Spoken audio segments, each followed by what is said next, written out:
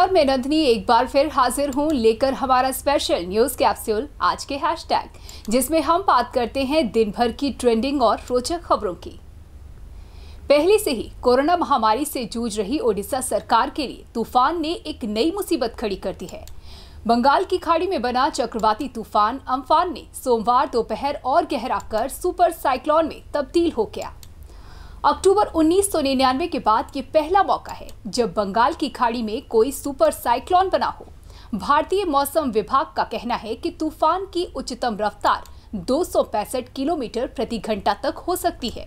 हवा की गति 220 किलोमीटर प्रति घंटा या उससे ज्यादा होने पर उसे सुपर साइक्लोन का दर्जा दिया जाता है। अनुमान के मुताबिक आश्वस्त करने वाली बात यह है कि 20 मई की शाम पश्चिम बंगाल के दीघा और बांग्लादेश के हातिया द्वीप के तट पर पहुंचते पहुंचते तूफान की गति काफी कम हो जाएगी। आईएमडी के महानिदेशक डॉक्टर मृत्युंजय महापात्र ने कहा है कि उत्तरी दिशा में आगे बढ़ते समय तूफान की गति कम हो जाएगी और ये दोबारा बहुत खतरनाक चक्रवाती तूफान बन जाएगा। तट पर पहुंचते समय इसकी गति केवल 150 से 65 किलोमीटर तक रह जाएगी, लेकिन इसके बावजूद तटीय उड़ीसा के 12 जिलों में अम्फान के कारण मंगलवार से भारी बारिश होगी और तेज हवाएं चलेंगी। भुवनेश्वर मौसम केंद्र के निदेशक एचआर विश्वास ने सोमवार को कहा कि तूफान के प्रभाव से मंगलवार शाम से उत्तरी ओडिशा के 5 जिलों केंद्रपाड़ा, जगत सिंहपुर, भद्रक, बालेश्वर और मयूरभंज में भारी बारिश शुरू होगी और तेज हवाएं भी चलेंगी, जो कि 20 तारीख की सुबह से और तेज हो जाएंगी। देश में कोविड-19 मरीजों का आंकड़ा 1 लाख के पार हो चुका है, जहां पिछले 24 घंटों में 4,970 नए मामले सामने आए और 134 लोगों की मौत हो गई। भारत में अब तक 3,000 से ज्यादा लोगों की इस वायरस के चलते मौत हो चुकी है। इन सब के बीच राहत की बात यह है कि 39,174 मरीज कोरोना को मात देने में भी कामयाब हुए हैं। भारत का रिकवरी रेट 38.73% है, जो कि पहले से काफी ऊपर पहुंचा है। सवाल अगर किया जाए कि कोरोना संक्रमण के मामले में आखिर भारत दुनिया के मुकाबले कहां है, तो आपको बता दें कि भारत में प्रति 1 लाख जनसंख्या पर कोरोना के 7.1 मामले हैं, जबकि दुनिया भर में प्रति 1 लाख की आबादी पर कोरोना के 60 केस पाए गए हैं। देश में कोविड-19 मरीजों का आंकड़ा 1 लाख से पार हो चुका है। भारत में अब तक 3,000 से ज्यादा लोगों की इस वायरस से मौत हो चुकी है। इन सब के बीच राहत वाली बात ये कि 39,174 मरीज कोरोना को मात देने में कामयाब भी हुए हैं। भारत का रिकवरी रेट 38.73% है, जो कि पहले से काफी ऊपर पहुंचा है।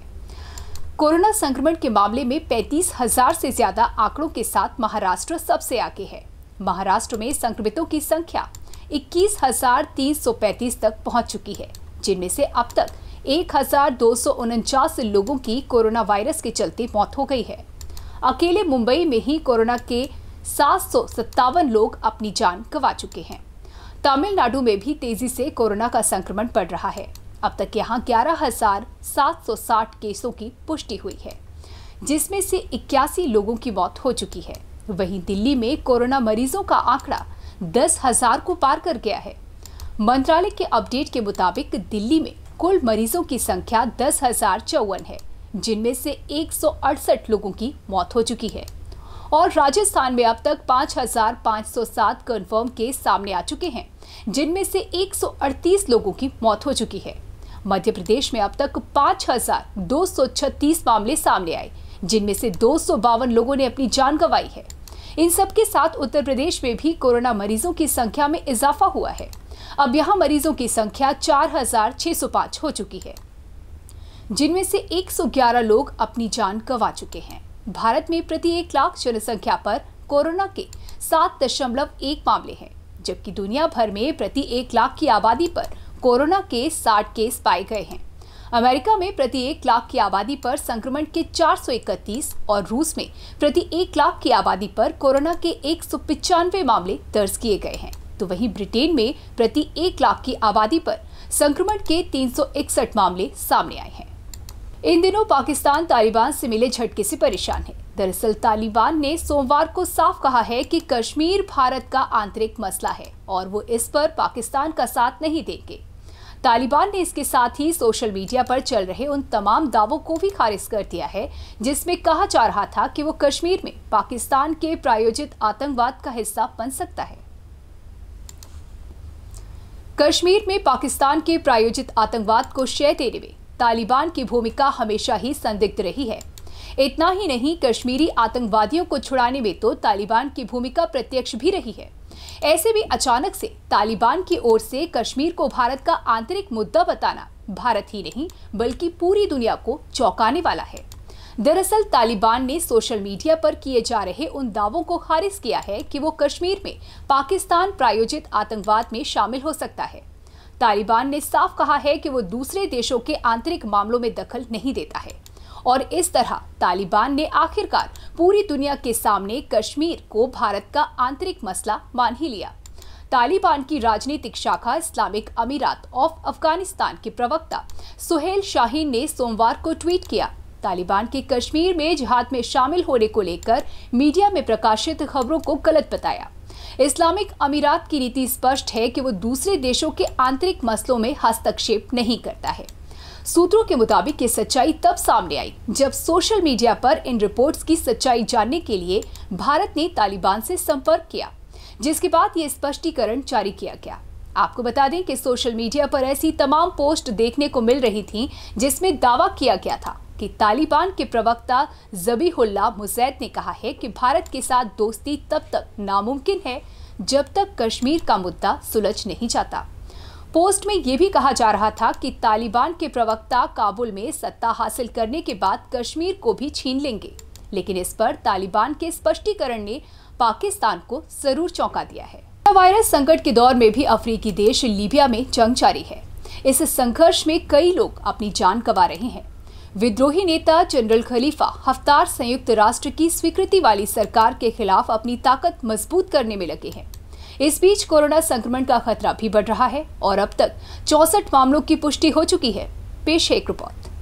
ऐसे दौर में जब दुनिया घरों या फिर अस्पतालों में रहकर कोविड-19 से जंग लड़ रही है, वहीं लीबिया की अगली कतार के जवान अपने ही मुल्क के लोगों से जूझ रहे हैं। लीबिया की सरकार और विद्रोही जनरल खलीफा हफ्तार की सेना के बीच संघर्ष 1 साल से जारी है और कोरोना संक्रमण बढ़ने के पहले ही ये जंग चरम पर पहुंच गई। 3 हफ्ते पहले ही लीबियाई प्रधानमंत्री फायज़ सिराज ने इस बात का ऐलान किया कि वो अपनी सत्ता और लीबिया की जमीन नहीं छीनने देंगे। जनरल हफ्तार ने मार्च के आखिर में अपने मीडिया चैनल के जरिए लीबिया के लोगों को संदेश दिया। हाल के महीनों में राजधानी त्रिपोली के करीब जिस इलाके पर उनकी फौज का कब्जा था, उसमें से ज्यादातर उन्होंने गंवा दिया। उन्होंने कहा कि वो लोगों की भावनाओं का सम्मान करते हैं और ये इशारा भी किया कि वो संयुक्त राष्ट्र की मध्यस्थता में हो रही राजनीतिक वार्ता में शामिल नहीं होना चाहते। कोविड-19 ने अप्रैल में लीबिया में दस्तक दी और इसके साथ ही जंग भी तेज हो गई।